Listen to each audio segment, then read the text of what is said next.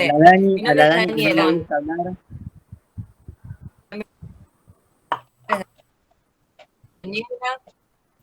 Yo soy profesora y bueno, inglés. Empecé de las violencias y de los consumos, aplicando a esto que me encanta. Tengo medio inestable en internet, ahí está. Escúchame, Volví. ¿Se me escuchó medio antes? mal. ¿Es Dani? Sí, soy yo. Soy yo porque me lo marca la Ah, computadora. Cuando me pone el circulito naranja es porque estoy medio. Pero Pero bueno, y debe les estar estaba pasando preguntando a... en qué materia lo habían trabajado a esto, con qué Ah, docente. Hoy la docente me dijeron que no puede estar, pero ellos lo están grabando todo, así que. buenísimo, y qué bien. lindo que sea así, con conocidos. A mí me gustaría saber cómo llegaron a la asociación. ¿Cuál fue el caminito que los hizo contactarnos?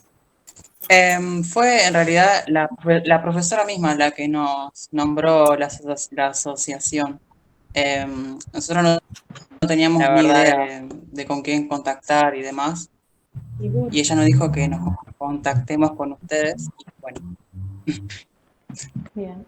Buenísimo, y La, acá la estamos. sí, sí. profe, Bueno, ¿de qué materia?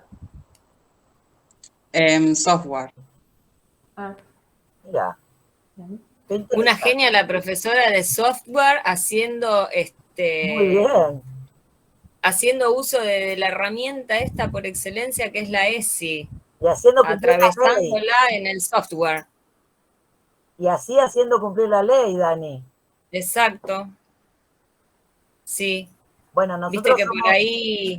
por ahí se Sí, cree que solamente la ESI se puede dar en biología o en formación ética y ciudadana, y sin embargo se puede transversalizar en todas las materias. así es. Bueno, yo les cuento un poquito que nuestra asociación civil, si nos reímos todos, tiene ya mucho tiempo. Nuestro presidente Aristides Álvarez hace más de 10 años que está trabajando en estas problemáticas y nos hemos ido sumando distintos miembros. Dani, Eliana, que se acaba de recibir de antropóloga, que es una divina también, está más en contacto con los adolescentes, está más cerquita. Yo ya estoy más lejos y Dani también, me parece. Y esto que ustedes están haciendo, yo lo veo interesantísimo porque si bien hace mucho tiempo que se viene discutiendo en educación y que se viene tratando de implementar esta ley de ESI, que es de protección, entre tantas cosas, ¿no? En las edades que ustedes están atravesando. Eh, ay, perdón.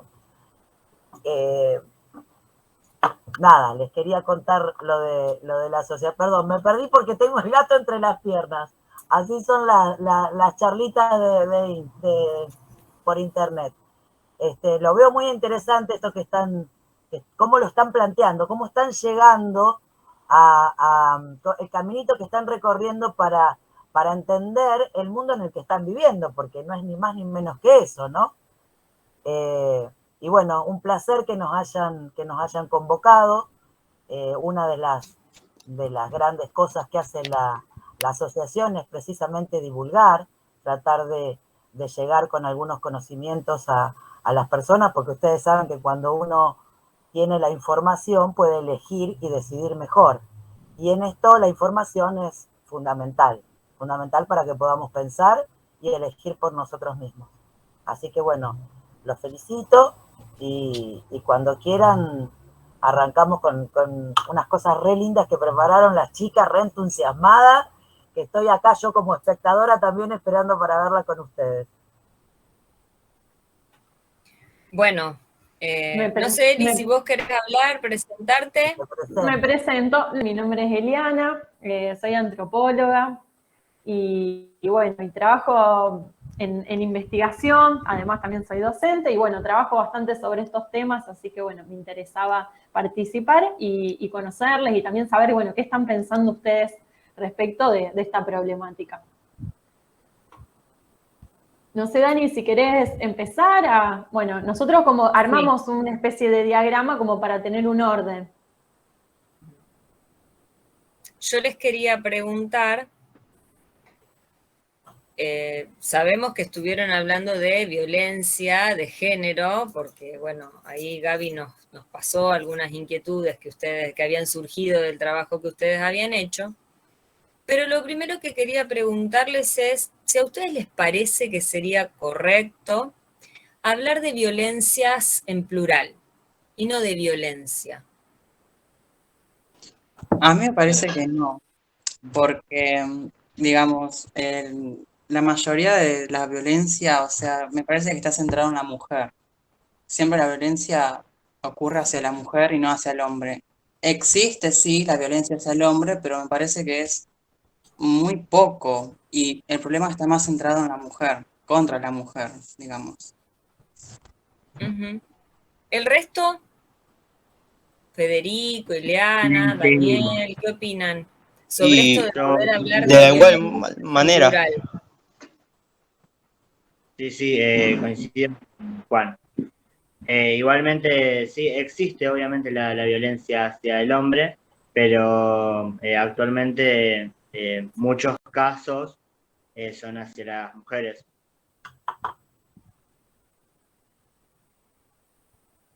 Ileana, ¿lo mismo?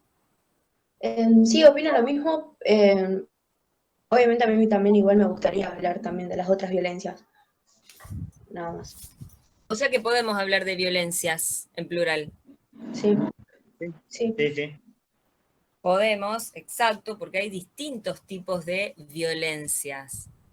Hay violencia física, hay violencia simbólica, hay violencia sexual, hay violencia patrimonial, hay violencia psicológica. Por ahí la psicológica y la simbólica son las más difíciles de detectar. La trompada se detecta enseguida, pero por ahí esto de que, por ejemplo, en las publicidades siempre se la usa a la mujer como un objeto de atracción hacia ese producto. Eso es violencia simbólica. O violencia psicológica. No, ¿para qué vas a trabajar? No trabajes, y mira, vas a tener que ir todos los días. No, ¿para qué estudiar a esta edad? A esta edad te vas a poner a estudiar. Son todas formas de ejercer violencia. También hablamos de violencias en plural porque son distintos los grupos sobre los cuales se ejerce violencia. Los más vulnerables, los más propensos a sufrir las violencias son los niños, que es una de las violencias que más invisibilizada está, la tercera edad, o sea, la gente mayor, y las mujeres. Pero también hay otros grupos que sufren de violencia. Estos son los que se consideran más vulnerables a sufrir violencia, pero vamos a ver que hay otros grupos que también la sufren. Hablaba de la de los niños, sobre todo, los niños, las niñas y los adolescentes, que está bastante invisibilizada porque ellos no pueden agruparse como hicimos las mujeres, por ejemplo, y salir a defender nuestros derechos todas juntas. Eso creo que es una deuda que tenemos los adultos y las adultas para con los niños, las niñas y los adolescentes. Aunarnos y formar grupos que nos dediquemos a luchar contra las violencias que sufren, que son muchísimas. Tenemos un videíto para que vean, si les parece, y después seguimos debatiendo de ver el video. Bien. Bueno, yo les voy a pasar el video para que podamos, bueno, después seguir debatiendo y para que podamos un poco ampliar esta mirada sobre la violencia sobre las mujeres, ¿no? Que, bueno, antes de pasar el video, lo que quería comentar, como para que los pensemos un poco también cuando veamos el video, es a qué nos estamos refiriendo cuando decimos género, ¿sí? Porque, bueno, el video va a abrir un poco esa discusión. Así que ahora, espero que esto salga bien, sepan tener paciencia. ¿No lo podés maximizar, Eli? Sí. Bienvenidos al capítulo sobre la masculinidad de género. Dicho de un modo más simple, la masculinidad que aprendemos como si fuese algo natural. Se escucha re bajito. conceptos e ideas que para muchos de nosotros son nuevas. Para hablar un mismo idioma y no dar nada. No sé si soy Aguarden yo. un segundito. Ahí, ¿ustedes siguen viendo? ¿Ven la pantalla completa? Recién Ahora sí, la, no. la minimizaste. Ahora la la minimicé. achicaste. Bien. No, y el volumen es el de cada uno, supongo. Quizás es mi porque el mío está al computadora, máximo. pero si los chicos escuchan bien, ¿Ustedes, chicos, escuchaban? Yo lo escucho un poco bajo. ¿Será porque... Ahí va. a ver. Porque mi volumen está bastante bien, incluso mis auriculares se escuchan fuerte. A ver, vamos a probar de vuelta.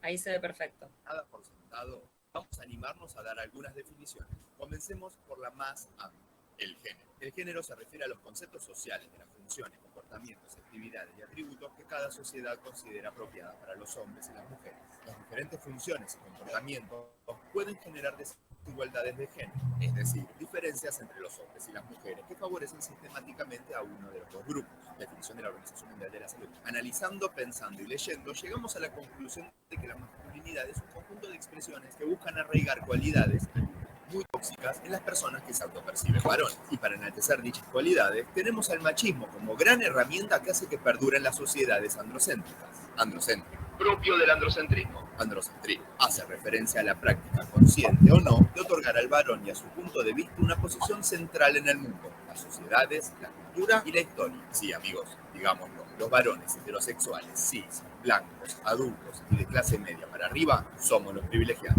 Y nos hemos ubicado como si fuésemos el centro del mundo en la sociedad occidental. Y ser el centro está lleno de privilegios que vamos desgranando desde privilegiados capítulo a capítulo.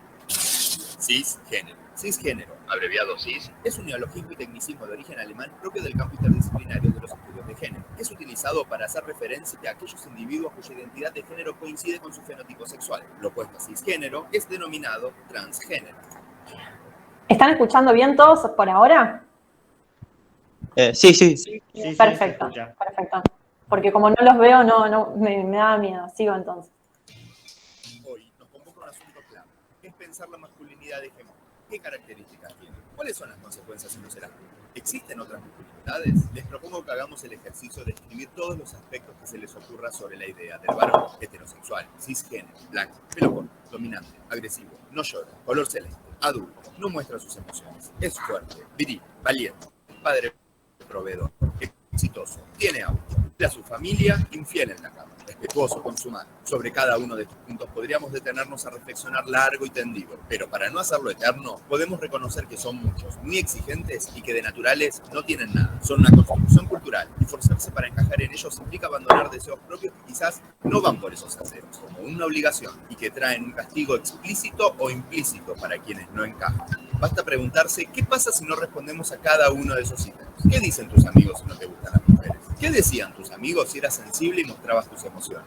¿Y si no podés mantener a tu familia y el sueldo lo trae tu compañera? ¿Y si no tenés la valentía de un héroe de Marvel? ¿Y si no se te para? ¿Y si en lugar de jugar al fútbol querés tejer? Fracasado, cagón, impotente y demás adjetivos pueden caer en los niños, jóvenes y adultos que no cumplan con alguno de sus casilleros. Y cada una de esas palabras puestas en los oídos de quienes no fueron educados para manejar sus emociones pueden devenir en violencias de todo tipo. Los varones que no pueden completarlo y sienten la presión de hacerlo se van frustrando, angustiando y canalizando sus sentimientos posiblemente de la peor manera, ejerciendo violencias hacia su entorno o hacia sí mismo. Si vamos a hablar de masculinidad hegemónica, tenemos que hablar también de las masculinidades no hegemónicas, que son aquellas en las que estamos del lado de los privilegios, nos encargamos de menospreciar, violentar o invisibilizar. Y cómo duele que no te nombren. Por un lado, están las masculinidades gays, maricas, putos y bisexuales. Sí, algo tan básico como la libertad de elegir con quién estar aún está prohibido en más de 70 países, y en algunos con penas como la cárcel. Sin irse a Rusia, acá en Argentina, y por más que ya tenemos hace varios años la ley de matrimonio igualitario y la ley de antidiscriminación, sigue existiendo la práctica medieval entre ciertos grupos de machitos violentos de reprimir y golpear a varones gays en la vía pública. Ojo que no hay que irse al extremo para ser un violento represor. Con cada chiste, con cada expresión en la que se usan las palabras gay, puto o trolo para hablar despectivamente de alguien, estamos ejerciendo la misma violencia para defender tener los mismos privilegios. ¿Por qué alguien haría eso? Posiblemente porque el patriarcado lo permite, porque el patriarcado lo pide, porque nos asusta lo diferente y porque defendemos nuestros privilegios ejerciendo violencia física, psicológica y simbólica, porque reprimimos afuera lo que reprimimos adentro. Muchas veces damos por hecho que solo por tener falo uno ya es hombre. Pero ¿qué pasa si esto no es así? Y claro, macho, la masculinidad también es diversa. Por suerte, solo queda que la aceptes. Estamos los varones cis, que sí nos identificamos con el género que se nos asignó al nacer por haber nacido con falo. Y nos autopercibimos hombres. Así también como los hombres trans, que se autoperciben de ese género y no se identifican con el femenino que les fue impuesto por haber nacido con vulva. Este tipo de masculinidades también son discriminadas y violentadas en nombre del patriarcado, que reacciona porque se salen de la norma, invisibilizándolos, ridiculizándolos, no incluyéndolos en el mundo laboral y en el cultural, haciendo imposible muchas veces que desarrollen su vida. Y como toda violencia que se ejerce, tiene consecuencias en quien la recibe. Se sabe, por ejemplo, que los adolescentes transgéneros tienen más probabilidades de experimentar discriminación, victimización y rechazo, lo que se asocia con un mayor riesgo de conducta suicida. Y el rechazo más fuerte que seguramente no vivimos los varones heterosis es el que ocurre dentro del núcleo familiar, porque es ahí donde las masculinidades que no se adaptan a los mandatos considerados naturales viven las primeras discriminaciones y violencias. Sí, sí me voy a casar. Me voy a casar con él. Tratemos de imaginar por un segundo los daños que pueden generar los ataques de un padre a su hijo, si éste no piensa, no juega, no se viste como él considera que debe hacer con un nene. Privilegiados invita a que reflexionemos sobre los valores tóxicos propios de la masculinidad hegemónica para construir una masculinidad amorosa y receptiva en la que nos corramos del centro, intentando desarmar el androcentrismo desde adentro para construir una idea rizomática de la vida, donde no haya un núcleo sobre el que todo gira, sino diversos nodos interconectados que nos amplíen las percepciones, los pensamientos y las emociones. Perpetuar mandatos es poco. Seguir en el podio de nuestros privilegios, mucho más. Somos cultura, somos mandatos y por lo tanto podemos transformarnos. ¿Estás preparado para dejarte penetrar por nuevas ideas? ¿O preferís seguir siendo cómplice de este sistema del que los varones heterosexuales, cis, blancos y adultos somos el centro del universo a costa de todos?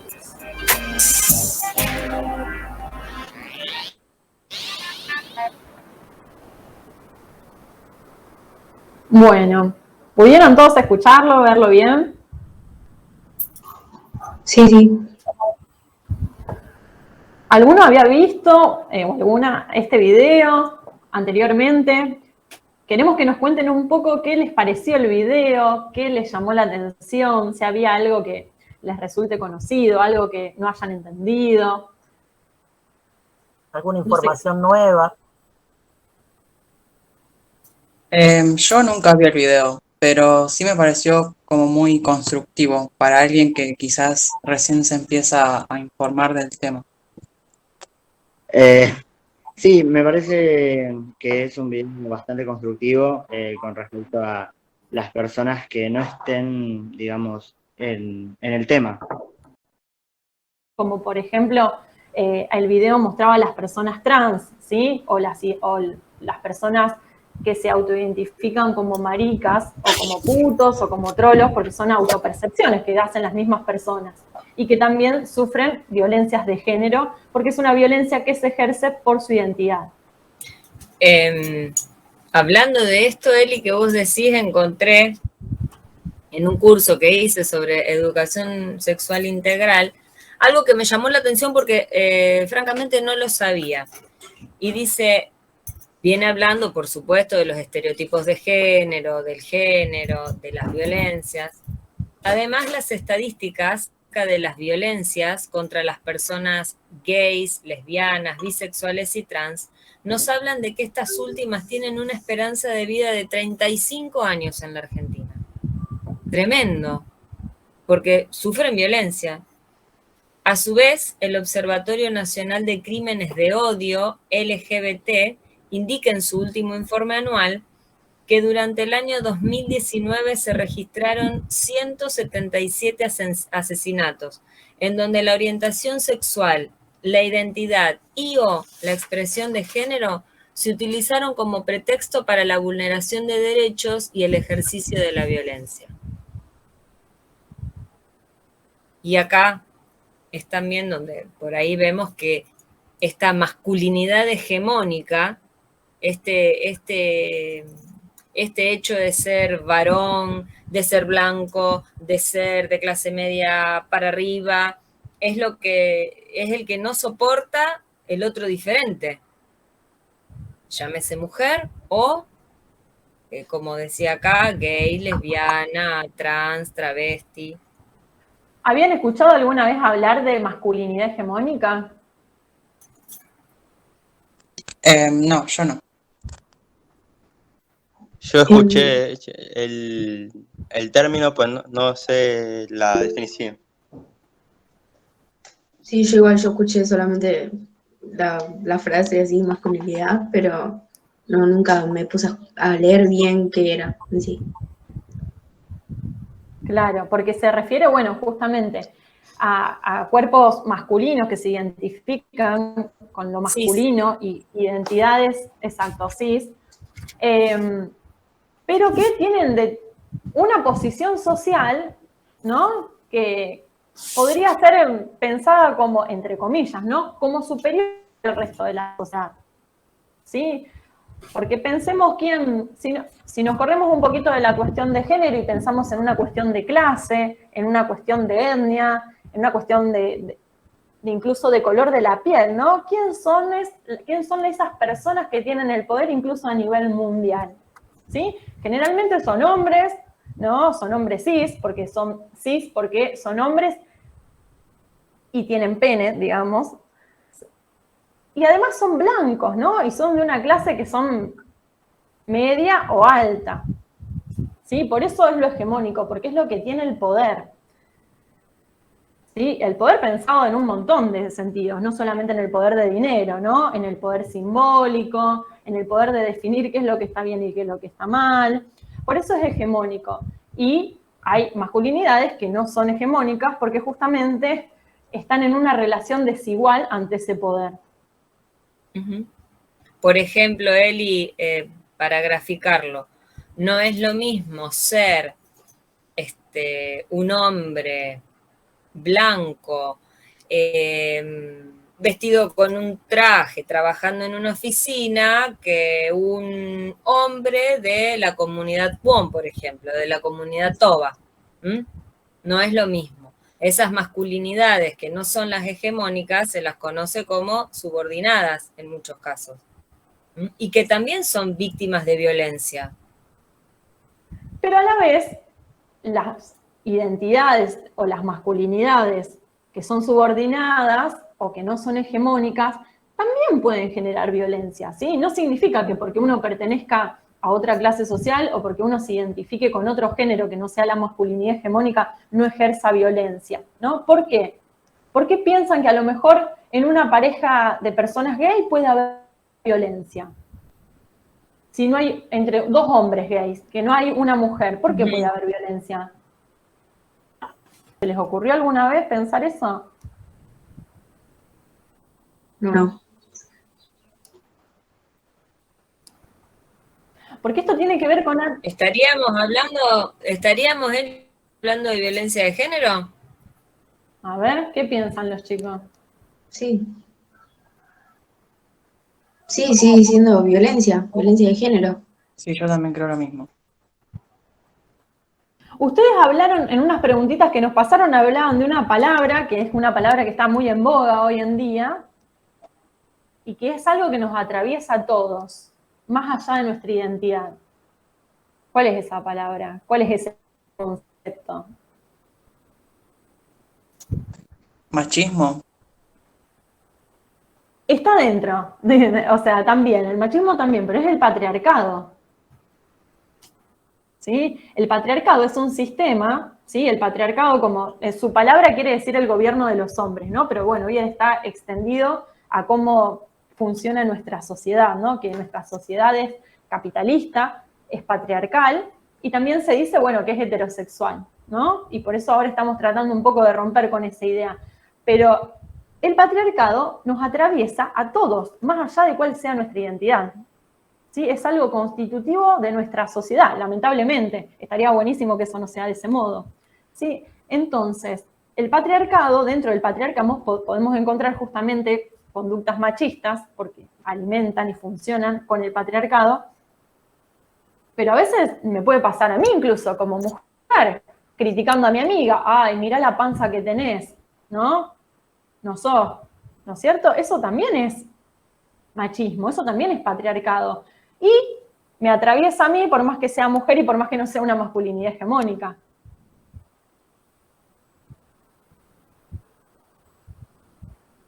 ¿Qué piensan ustedes del patriarcado? Porque bueno, en las preguntas que nos pasaron había ahí una referencia a esa palabra.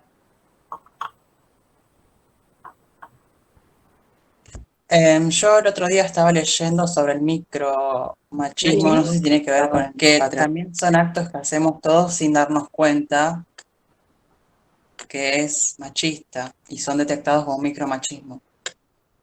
Por ejemplo, a mí yo siempre cuando pienso en los micromachismos me recuerda mucho a la escena familiar del domingo comiendo, ¿no? En donde, bueno, terminamos de comer, y eso pasa en mi casa, siempre pasó, las mujeres nos ponemos a levantar la mesa y a lavar los platos y los hombres se quedan charlando en la mesa. O prenden el tele y miran un partido, ¿no? Y las mujeres levantando la mesa, atendiendo a los hombres, ¿no? Esa es como una escena muy micro, porque es muy chiquita, pero nos está hablando justamente de estos micromachismos. Por más que sea una situación en donde no hay violencia, ¿no? Porque no es que es alguien me está violentando, pero sí tiene un poquito, aunque sea, de ese machismo que puede a veces llevar a situaciones muy graves, como por ejemplo los femicidios y demás, pero es algo mínimo que se puede observar en una experiencia cotidiana, como por ejemplo el hecho de comer un domingo en familia y que las mujeres tengan que lavar los platos y servir a los hombres. Tengamos que poner la mesa.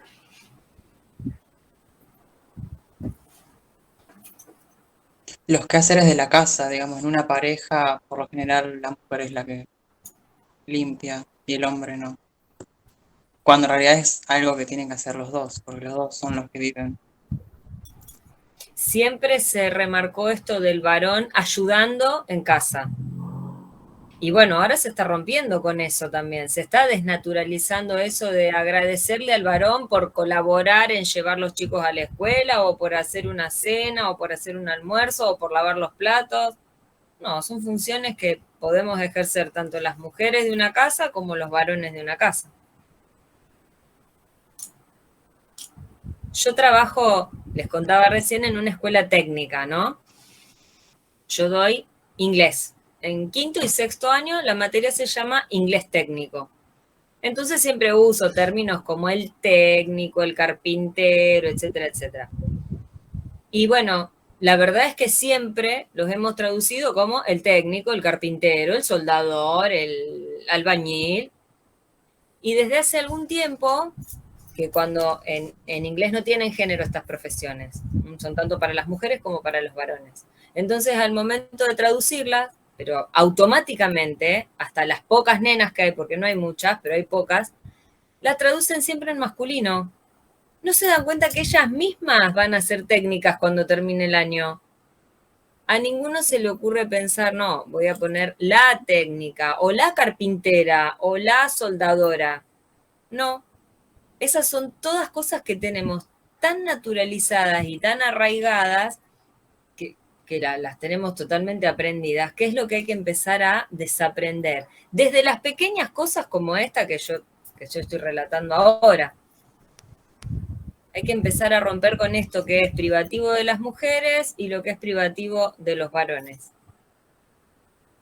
¿Qué les pasa a ustedes con esta cuestión de por ahí estar dividiendo entre cuestiones de varón, de mujer? ¿En la escuela lo ven, lo sienten, lo perciben? Yo en mi caso no lo percibo. Capaz que pasa y no me doy cuenta. La primaria, igual, por no ejemplo. se me escucha. Sí. Ahí se te ¿Sí? escucha, Fede. Para mí igual, creo que si está, no se percibe o creo que siempre estamos nosotros en un ambiente en el que no diferenciamos nada de nadie. sino que siempre estamos, digamos, unidos y siempre poniéndonos, digamos, como a disposición de que cada uno lo que siente. Hoy por suerte la sociedad ha avanzado. Sí. Ha avanzado un montón. Ellos avanzaron mucho. A nosotros nos cuesta, a los adultos. En la primaria donde yo trabajo, por ejemplo, a veces viene la bibliotecaria que necesita mover las estanterías y dice, necesito 2 varones de los más grandes para moverla, de los más grandes quiere decir ella, de los más desarrollados físicamente. Y las nenas son las que se enojan. No se enojan los otros varones que por ahí son más menuditos todavía, que no crecieron. Se enojan las nenas, y nosotras, ¿por qué no podemos ayudar? Y eso, gracias a Dios, lo están viendo y lo están haciendo los chicos ahora. ¿Les parece a ustedes que les sirve esto de que en las materias que ustedes tienen en la escuela, sin ser específicamente un espacio curricular propio de educación sexual integral, les parece que les sirve, que les aporta en algo? Para mí sí, para mí es un método de enseñanza. Ya como sea, anteriormente en primer año tuvimos tutoría y una profesora nos ha dado clases de educación sexual en tutoría. Tuvimos un año, creo que estamos en 2 o 3 clases que hacían durante todo un día, los profesores daban clases sobre la educación sexual, pero no, eso.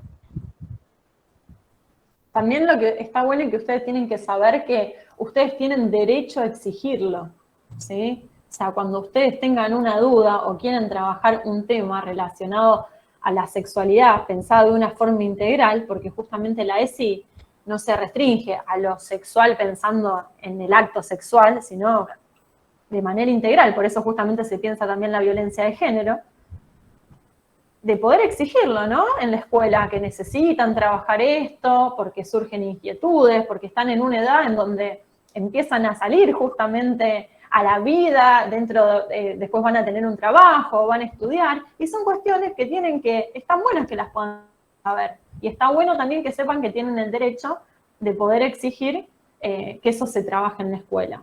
¿Sí? Porque es una ley. Es una ley nacional, claro. Yo no sabía que se podía exigir que den el tema. Sí. Tenés derecho. Es una ley. Tenés derecho a saber sobre la educación sexual integral. Y los adultos tenemos la obligación de informarte. Así funciona. Exacto. Ustedes en un momento, en esas preguntas que nos pasaron, decía, y porque si bien no directamente, pero tiene que ver con esto, ¿qué hace el Estado, no? Ante la violencia de género. ¿Sí? Bueno, crear leyes como por ejemplo la de la educación sexual integral es a empezar a allanar el camino para poder pensar lo que es la violencia de género. Después tenemos las normativas y las acciones legales en el momento, ¿no? Bueno, ¿qué pasa cuando una mujer o una persona de la diversidad es violentada, por ejemplo? Bueno, ahí sí hay acciones concretas e inmediatas, pero la Ley Nacional de Educación Sexual Integral es una acción estatal, digamos, para poder empezar a mover estas cosas más de raíz, ¿no? Porque cuando vamos a la policía a denunciar que nos pegaron, ya nos pegaron, o ya nos violaron, ¿sí? Y que por supuesto hay que denunciar y la justicia tiene que actuar, ¿sí? Con una perspectiva de género, es decir, reconociendo la violencia que se generó en esa situación, pero hay que ir un poquito más a fondo, ¿no? ¿Qué les parece a eso? Porque bueno, cuando yo ya llegué a la policía a denunciar, a mí ya me pegaron. El mal momento, o la vida incluso a veces, ya la perdiste. Digamos, ayudar a prevenirlo, ¿no es cierto? Totalmente, claro. Creo que todo empieza desde la educación, por eso la ESI es importante. Desde el nivel inicial. Claro, sí, La ESI debería darse Obligatoriamente, no, porque el profesor tiene la buena voluntad de hacerlo. Los docentes estamos todos obligados a, como decía Eliana, como decía Gaby, a tratar los temas que ustedes propongan porque tienen el derecho y tienen el derecho de recibir información científica y de calidad. No, cualquier cosa que a mí se me ocurra decir desde mi experiencia personal. Y con la información es como ustedes mejor pueden tener las herramientas para prevenir o para impedir que ciertas cosas se sigan sosteniendo en el tiempo. Por ejemplo, hay muchas adolescentes a las que les resulta muy difícil darse cuenta que están dentro de un noviazgo violento. Que creen que esas actitudes, ahora está muy de moda la palabra tóxica, pero que creen que todas esas actitudes de celos y de rabietas, y son todas demostraciones de amor. Se pone tan celoso porque me quiere saber dónde estoy porque me quiere, y no. Entonces, que ustedes tengan las herramientas para poder reconocer cuándo están siendo víctimas de violencia es fundamental. Porque tenemos naturalizadas tantas cosas. Fíjense lo que pasa con la inseguridad. Todos los días en Rosario hay una persona que pierde la vida, mínimo una, a raíz de la inseguridad. ¿Y nos sorprendemos?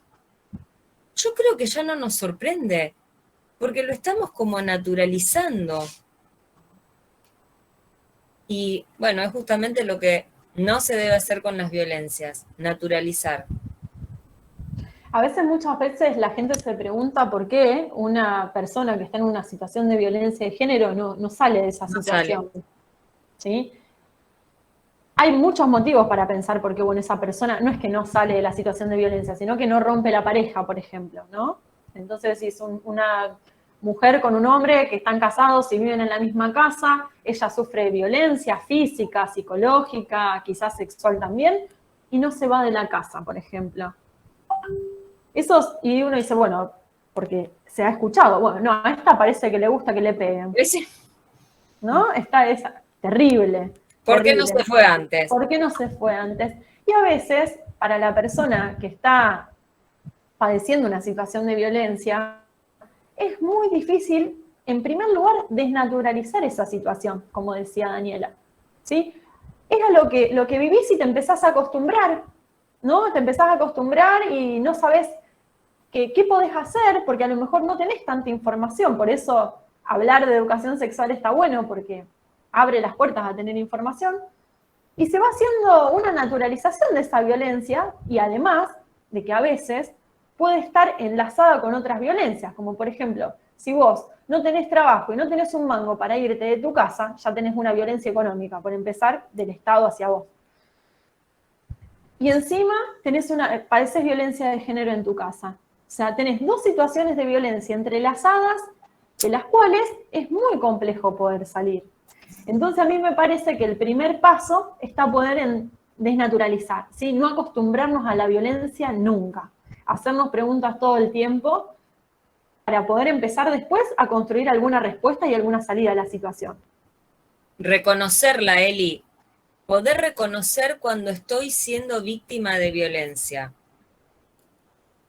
Porque a veces, como decíamos recién, hay cosas que las tenemos tan naturalizadas que no nos damos cuenta, sobre todo la violencia psicológica. La violencia psicológica es un trabajito tan fino, tan fino, tan fino, que es como imperceptible. Entonces, poder reconocer que la violencia psicológica puede ser esto, esto, esto y esto, me ayuda a entender que estoy siendo víctima de esa persona que hoy arranca con violencia psicológica y probablemente en algún momento siga con la trompada y probablemente en otro momento siga con mi vida. Y otra cosa también muy importante es poder pedir ayuda, ¿no? Poder hablar de esto. La escuela también en este último tiempo se ha transformado en un lugar en donde uno puede llevar esto, ¿no? A mí me está pasando esto en mi casa, ¿no? Pero bueno, también está bueno poder tejer redes, saber que hay instituciones, que hay teléfonos gratuitos para pedir ayuda, como la línea 144, ¿sí? Que siempre alguien te va a dar una mano, siempre. Eso hay que saberlo siempre, porque si no, naturalizamos, nos retraemos. No, está bueno siempre saber que siempre alguien va a estar dispuesto a darte una mano y que el Estado también tiene la obligación de hacerlo. Por eso hay números gratuitos, hay casas para mujeres que sufren violencia de género. Entonces, también naturalizamos eso, Eli, el hecho de decir, no, ¿para qué voy a denunciar si total no va a pasar nada? No, ¿para qué voy a contar si total no va a pasar nada?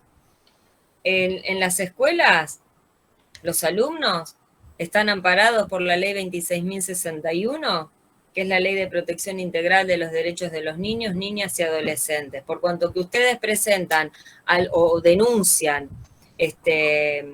alguna situación en particular que están viviendo, los adultos responsables tenemos la obligación, el deber de informarlo, no de intervenir. Y cuando digo denuncia, digo, el alumno me está diciendo que algo está pasando. Después quienes correspondan sabrán mediante la intervención si eso es así, si no es así. Pero que sí o sí tenemos que hacer algo, sí o sí. Y esto que decía Eli, yo sé que las líneas telefónicas funcionan muy bien, por ejemplo, que son nacionales, que funcionan las 24 horas del día, los 365 días del año, y que además de ofrecer, a veces la gente llama pidiendo asesoramiento y a veces también les ofrecen contención, porque a veces uno llama en un momento de desesperación, que no sabe qué hacer o que reaccionó de tal forma o de tal otra, y bueno, no es solamente un espacio en el que se diga, a mí mi marido me golpea, por ejemplo. Pueden contar distintas situaciones por las que estén atravesando y se los va a contener y se los va a asesorar. Esto siempre es bueno también que todos lo sepan. Los jóvenes, los niños y los adultos, todos. También esa es otra de las políticas públicas. Y también hay casas, como dice Eli, en las que las mujeres por ahí que no tienen otro lugar donde ir y necesitan salir de ese hogar violento sí o sí, pueden ir a estos lugares. También hay que darles más difusión, porque muchas veces uno dice, no hay nada, no hacen nada, pero sí, están y se hacen muchas cosas. Estaba pensando que hay una serie ahora en Netflix que si bien, bueno, no es en nuestro país, pero ilustra muy bien toda esta situación, que si tienen Netflix para que la vean, que se llama Las cosas por limpiar. Es una serie en donde grafica muy bien una situación de violencia de género y cómo la chica estaba construyendo alguna red para poder salir de esta situación. No sé si la vieron. Si no, hace unos días y es genial. La terminé hace unos días y me pareció bastante buena y bastante fuerte en algunos momentos. Pero muestra un montón lo que atraviesa, digamos, en este caso la mujer en la violencia hacia. Yo la que estaba en mi lista, pero justo me cerraron la cuenta de Netflix, así que tocará mirarla de manera ilegal. Sí, esa serie está buena, ¿sí?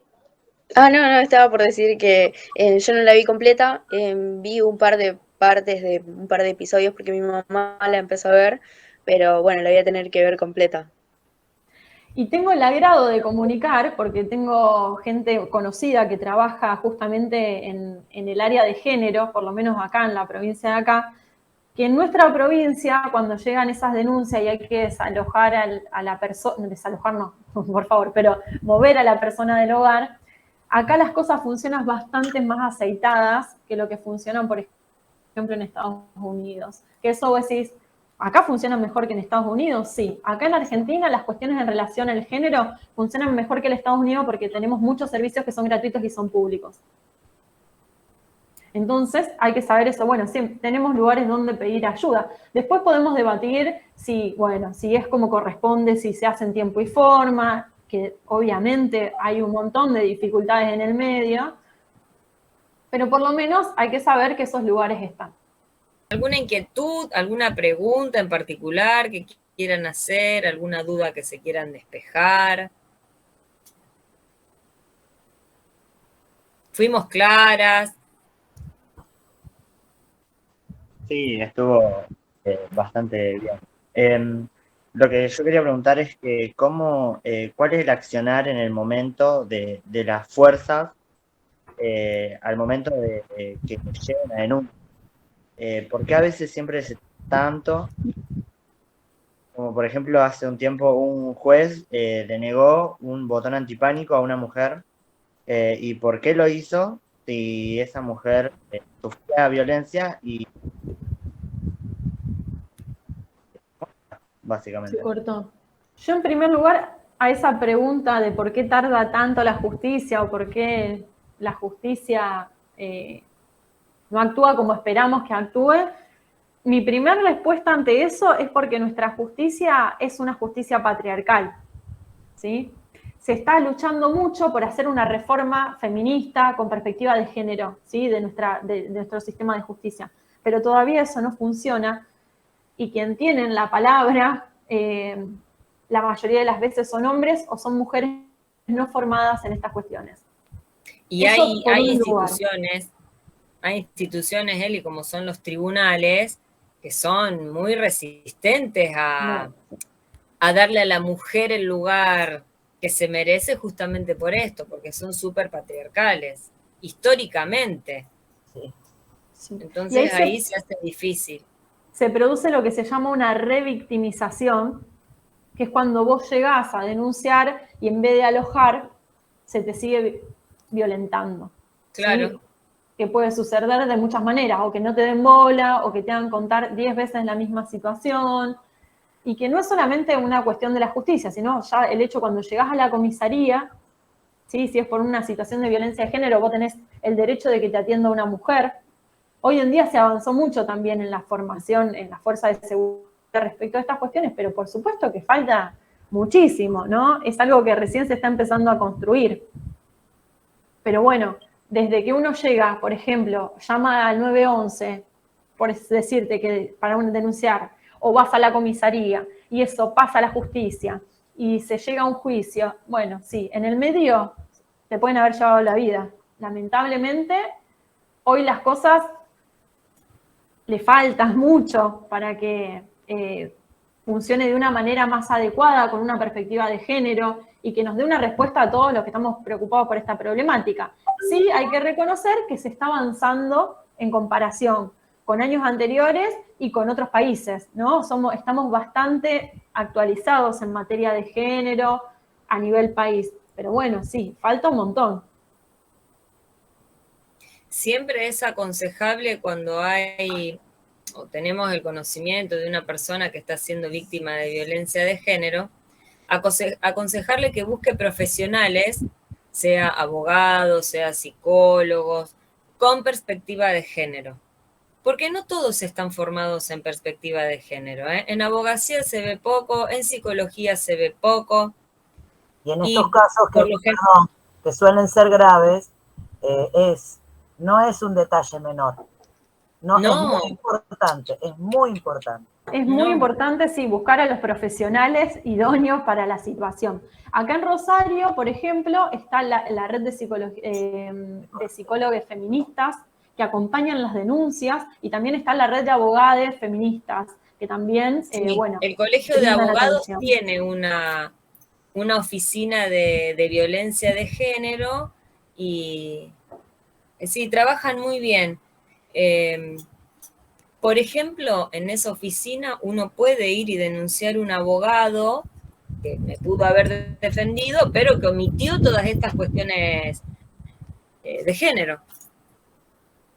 Eso yo calculo que con el tiempo irá cambiando también, que tanto la carrera de psicología como la de abogacía tendrán más más contenido, por así decirlo, en perspectiva de género, porque es lo que se necesita. Porque no alcanza con la buena voluntad, ni con la buena No. intención. Y son fenómenos que tienen características tan propias, que necesitan ser abordados específicamente, como lo es el abuso sexual infantil. Que no todos los psicólogos y no todos los abogados están preparados para hacerse cargo de un caso como ese. Y lo mismo la violencia de género. Y además cada caso es absolutamente distinto al otro, aunque tenga una misma carátula, ¿no?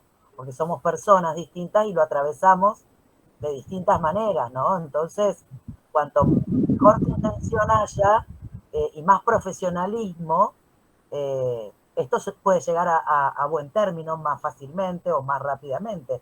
Que el tema de los tiempos es una de las cosas que complica mucho estas situaciones, sobre todo a las mujeres con hijos, ¿no? Que la justicia va tan despacio en comparación a la angustia, al dolor, al miedo y tantas cosas que se pueden padecer dentro de una situación como esta, que suelen no tener buenos resultados precisamente por eso, porque no se llega a contener a las personas involucradas en su emocionalidad, ¿no? Y es ahí cuando empiezan por ahí patologías más importantes o problemas más complicados para resolver, sobre todo cuando hay niñas en el medio, ¿no?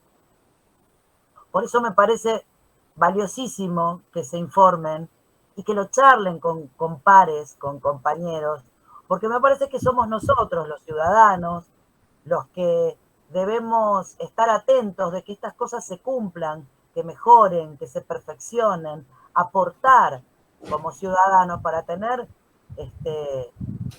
no sé, erradicar es como muy utópico, pero por lo menos para minimizar lo más posible estos casos tan dolorosos, ¿no?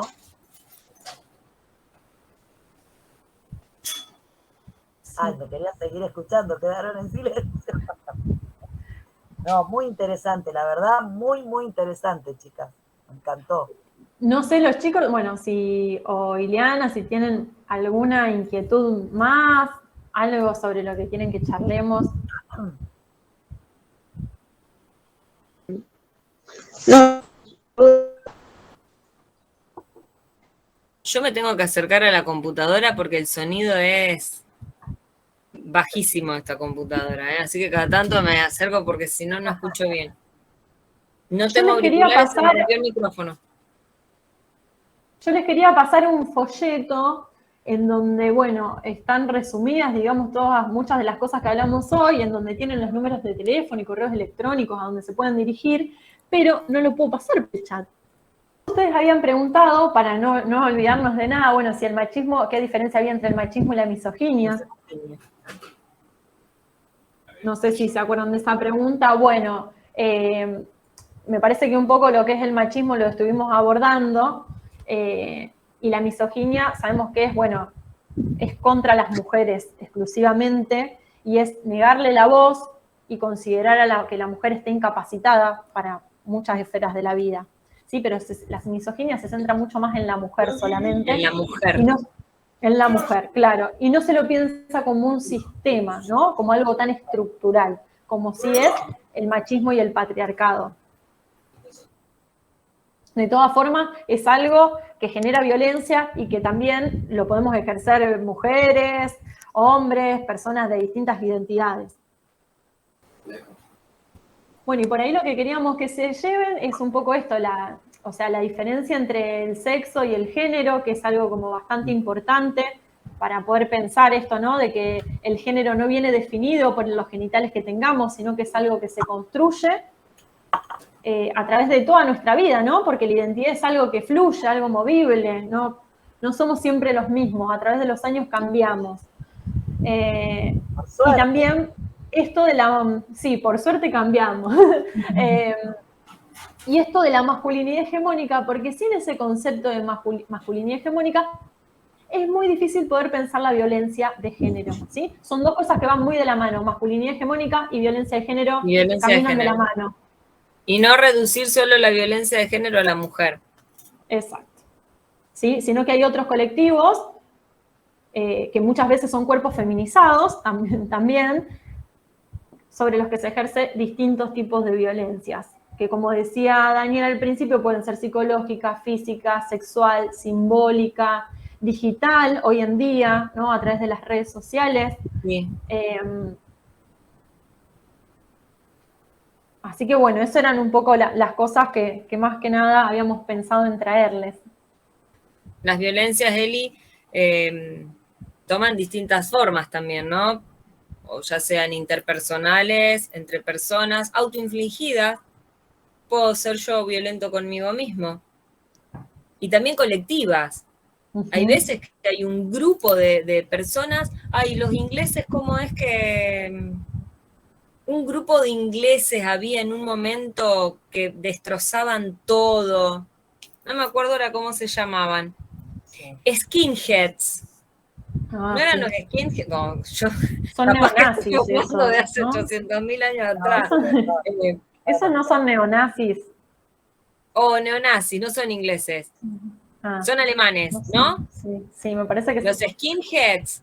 Los skinheads golpeaban por ejemplo, a las personas de color que iban a Alemania, o los pobres, o tremendo. La violencia también se puede ejercer así en forma colectiva y dañar, por supuesto, a una parte importante de la sociedad.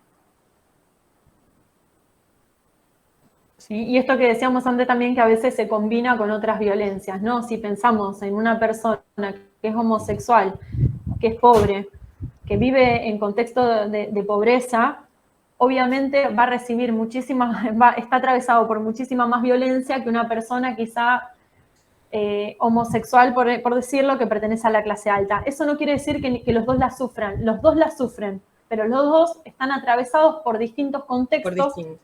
Exacto, que hace que a veces haya otras violencias oprimiendo a esa persona. Lo mismo con la mujer, ¿no? A la violencia de mujer hay en clase alta, clase baja, acá en la China, ¿sí? Pero bueno, de acuerdo al contexto, eso puede llegar a solucionarse, puede llegar a vivirse de distintas maneras. Lo cual no quita que siga siendo violencia de género. Violencia. ¿Alguna pregunta que nos quieran hacer? Yo ya no tengo idea. Bueno, si no tienen más nada para preguntar, nos vamos muchas gracias. Muchas gracias. Que podamos seguir contactándonos por ahí a alguna otra cosa. Síganos en las redes. A disposición. Ok. Sí, obvio. Muchas gracias. Chau, chicos. Gracias. Bueno, chau, chau. Chau, chicas. Gracias. Chau. Chau, chau.